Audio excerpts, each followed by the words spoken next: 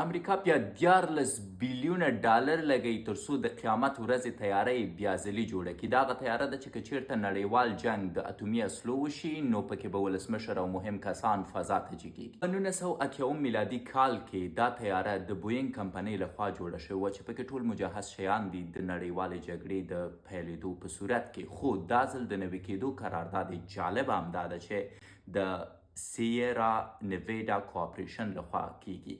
یعنی اوس بوینګ حق نه لري چې په دې تیاره کې دوباره لاسوهنه وکړي. د امر صادرولو یو مرکز دی په فضا کې د حکومت چې تقریبا 112 نفره پکې ځایېدی شي او ویل کېږي چې دا تیاره کولی شي د 6 ورځو دپاره په فضا کې وګرځي، خو وخت ناوخت باید تیل ورکول شي. خو کله چې عملا دا تجربه وشوه د 32 ساعتونو ډیر په فضا کې دوام رانوړ. او جالبه خبره دا ده چې د دې تیارې د نوي کولو پروژه به تر 2014 میلادي کاله پورې پای ته رسیږي. زما پوښتنه دا ده چې ولې هیوادونه کوشش کوي چې خپلې اتومي سلاګانې نوي کړي، د اتومي سلاګانو دپاره مخفي ځایونه جوړ کړي او په عین حالت کې د خپل قیامت د ورځې تیارې جوړې کړي. دوی غواړي څه؟ آیا درېیمې نړیوالې جګړې ته تیاری نیسي؟